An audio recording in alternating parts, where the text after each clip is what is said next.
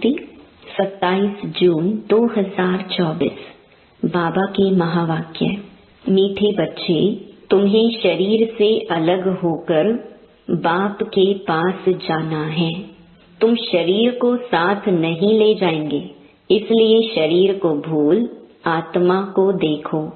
प्रश्न: तुम बच्चे अपनी आयु को योग बल से बढ़ाने का पुरुषार्थ क्यों करते हो? उत्तर: क्योंकि तुम्हारी दिल होती है कि हम बाप द्वारा सब कुछ इस जन्म में जान जाएं। बाप द्वारा सब कुछ सुन लें, इसलिए तुम योग बल से अपनी आयु को बढ़ाने का पुरुषार्थ करते हो। अभी ही तुम्हें बाप से प्यार मिलता है, ऐसा प्यार फिर सारे कल्प में नहीं मिल सकता।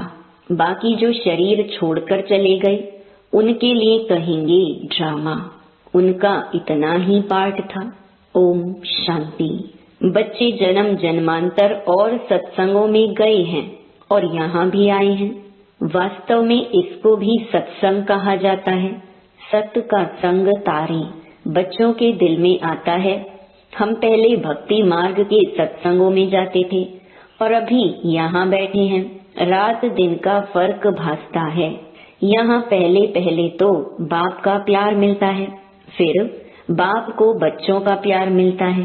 अभी इस जन्म में तुम्हारी चेंज हो रही है। तुम बच्चे समझ गए हो, हम आत्मा हैं, न कि शरीर। शरीर नहीं कहेगा कि हमारी आत्मा, आत्मा कह सकती है हमारा शरीर। अब बच्चे समझते हैं, जन्म जन्मांतर तो वह साधु संत महात्मा आदि करते आए। आजकल फिर फैशन पड़ा है साईं बाबा, मेहर बाबा, वह भी सब जिस्मानी हो गए। जिस्मानी प्यार में सुख तो होता ही नहीं है। अभी तुम बच्चों का है रूहानी प्यार। रात दिन का फर्क है। यहाँ तुमको समझ मिलती है, वहाँ तो बिल्कुल बेसमझ है। तुम अभी समझते हो बाबा आकर के हमको पढ़ाते हैं। वह सबका बाप है। मेल तथा फीमेल सब अपने को आत्मा समझते हैं। बाबा बुलाते भी हैं, हे बच्चों। बच्चे भी रिस्पॉन्स करेंगे। यह है बाप और बच्चों का मेला। बच्चे जानते हैं यह बाप और बच्चों का, आत्मा और परमात्मा का मेला एक ही बार होता है। बच्चे बाबा बाबा कहते रहेंगे। बाबा अक्षर बहुत मीठा है। बाबा कहने से ही वर्षा याद आएगा। तुम छोटे तो नहीं हो। बाप की समझ बच्चे को जल्दी पड़ती है। बाबा से क्या वर्षा मिलता है, वह छोटा बच्चा तो समझ न सके। यहाँ तुम जानते हो कि हम बाबा के पास आए हैं। बाप कहते हैं, हे बच्चों, तो इसमें सब बच्चे आ गए। सब आत्माएं घर से यहाँ आती हैं पाठ बजाने। कौन कब पाठ बजाने आते हैं, यह भी बुद्धि में है। यह भी सब ड्रामा में नूंद है। बाप किसको भेजते नहीं हैं, ऑटोमेटिकली यह ड्रामा बना हुआ है। हर एक अपने अपने धर्म में आते रहते हैं। बुद्ध का धर्म स्थापन हुआ नहीं है तो कोई उस धर्म का आएगा नहीं। पहले पहले सूर्यवंशी चंद्रवंशी ही आते हैं। जो बाप से अच्छी रीति पढ़ते हैं वही नंबरवार सूर्यवंशी चंद्रवंशी में शरीर लेते हैं। वहाँ विकार की तो बात नहीं।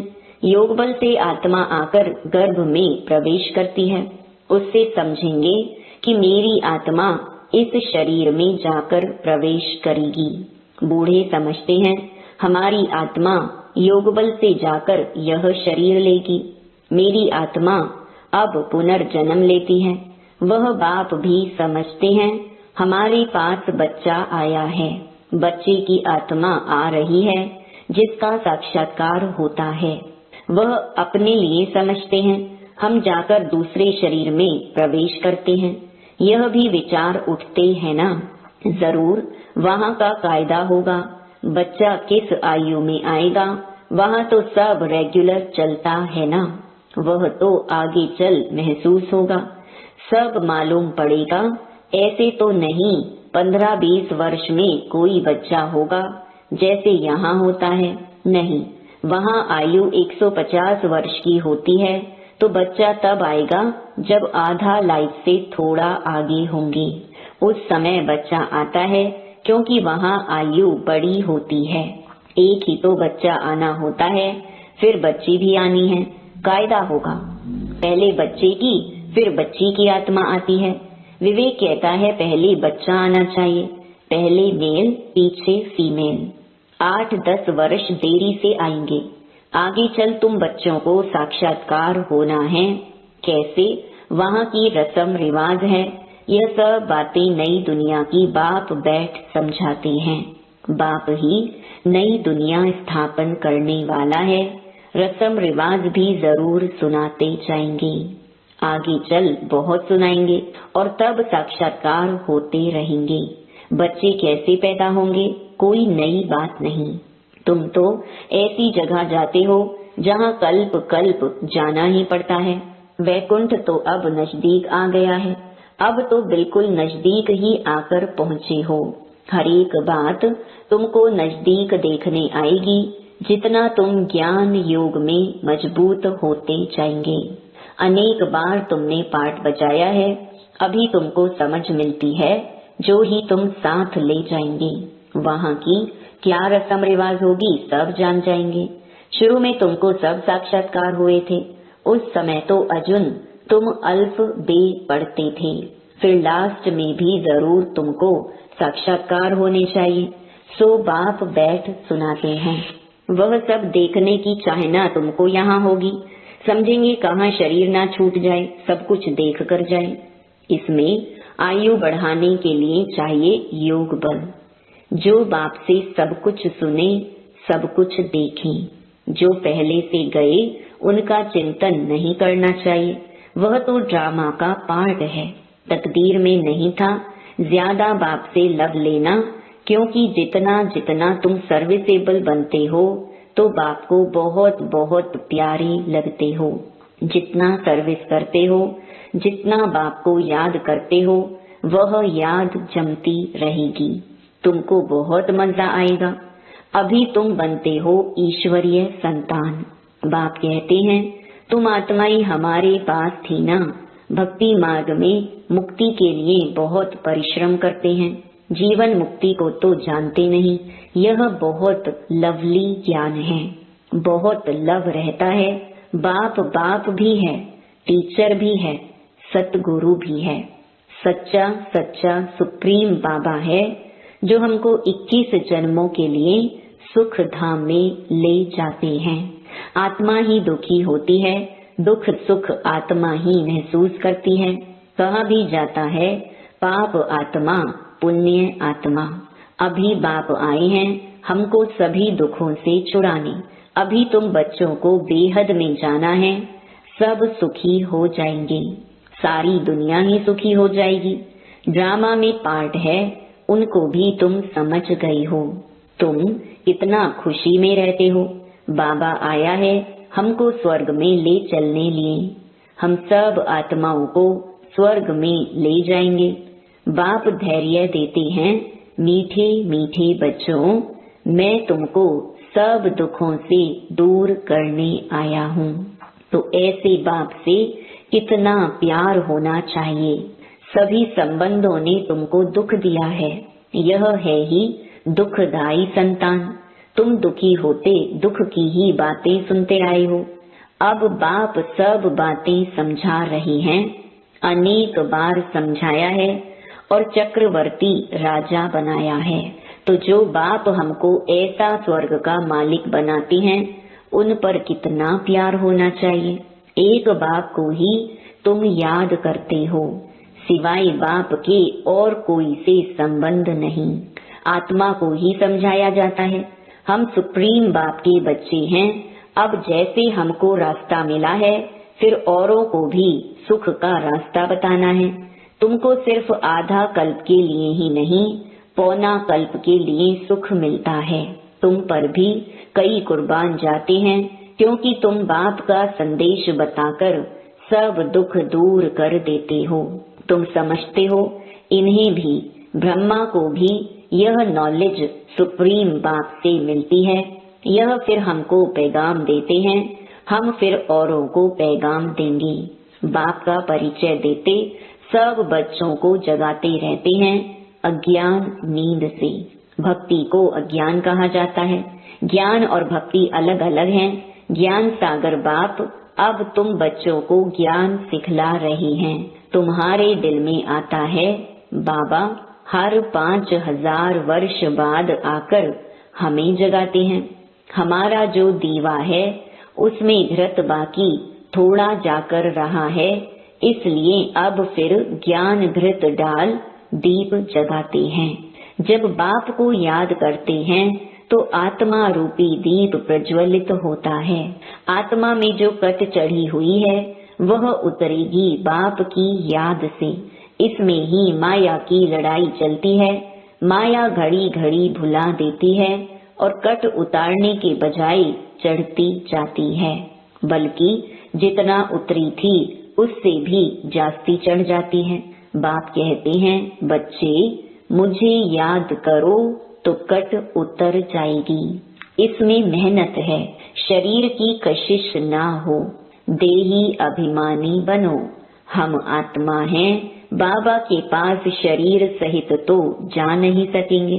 शरीर से अलग होकर ही जाना है। आत्मा को देखने से कट उतरेगी। शरीर को देखने से कट चढ़ती है। कभी चढ़ती कभी उतरती यह चलता रहता है। कभी नीचे कभी ऊपर, बड़ा नाजुक रास्ता है। यह होते होते पिछाड़ी में कर्मातीत अवस्था को पाते हैं। मुख्य हर बात में आंखें ही धोखा देती हैं, इसलिए शरीर को ना देखो।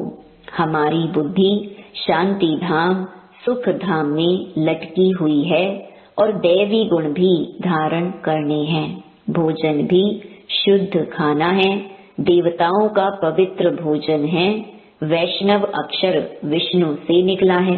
देवता कभी गंदी चीज थोड़े ही खाते होंगे। विष्णु का मंदिर है जिसको नर नारायण भी कहते हैं। अब लक्ष्मी नारायण तो साकारी ठहरे। उनको 4 भुजा होनी नहीं चाहिए, परंतु भक्ति मार्ग में उनको भी 4 भुजा दी हैं। इसको कहा जाता है बेहद का अज्ञान।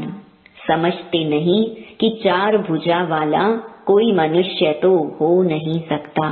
सतयुग में 2 भुजा वाले होते हैं। ब्रह्मा को भी 2 भुजाएं हैं। ब्रह्मा की बेटी सरस्वती, उनको फिर मिलाकर 4 भुजा दी हैं। अब सरस्वती कोई ब्रह्मा की स्त्री नहीं है। यह तो प्रजापिता ब्रह्मा की बेटी है।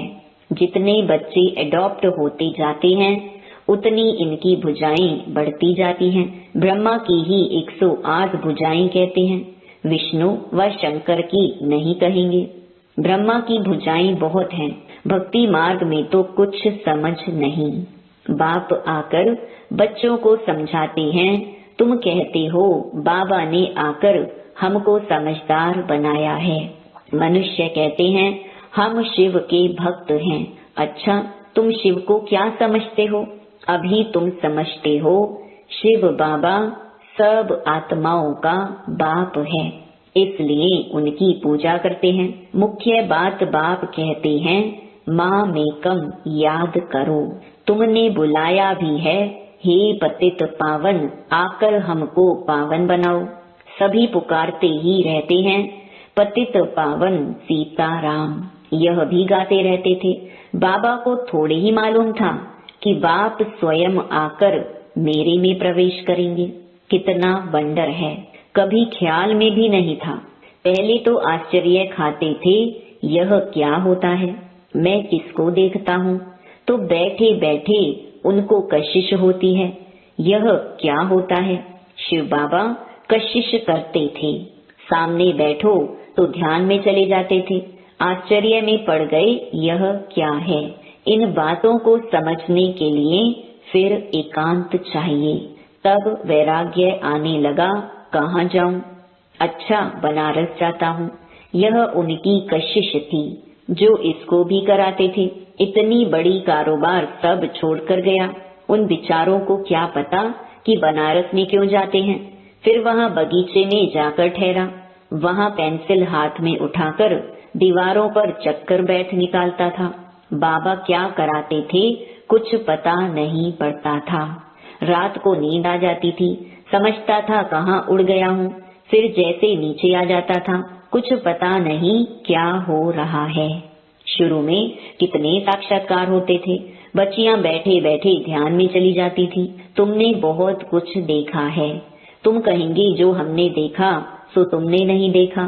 फिर पिछाड़ी में भी बाबा बहुत साक्षात्कार कराएंगे, क्योंकि नजदीक होते जाएंगे। अच्छा, मीठे मीठे सिकी लधे बच्चों प्रति माता पिता बाप दादा का याद प्यार और गुड मॉर्निंग। रूहानी बाप की रूहानी बच्चों को नमस्ते। धारणा के लिए मुख्य सार। पहला, बाप का संदेश सुनाकर सबके दुख दूर करने हैं, सबको सुख का रास्ता बताना है, हदों से निकल बेहद में जाना है। दूसरा, अंत के सब साक्षात्कार करने के लिए तथा बाप के प्यार की पालना लेने के लिए ज्ञान योग में मजबूत बनना है। दूसरों का चिंतन न कर योग बल से अपनी आयु बढ़ानी है। वरदान, अलबेलेपन व अटेंशन के अभिमान को छोड़ बाप की मदद के पात्र बनने वाले सहज पुरुषार्थी भव। कई बच्चे हिम्मत रखने के बजाय अलबेलेपन के कारण अभिमान में आ जाते हैं कि हम तो सदा पात्र हैं ही, बाप हमें मदद नहीं करेंगे तो किसको करेंगे। इस अभिमान के कारण हिम्मत की विधि को भूल जाते हैं। कईयों में फिर स्वयं पर अटेंशन देने का भी अभिमान रहता, जो मदद से वंचित कर देता है। समझते हैं हमने तो बहुत योग लगा लिया, ज्ञानी योगी तो आत्मा बन गए, सेवा की राजधानी बन गई।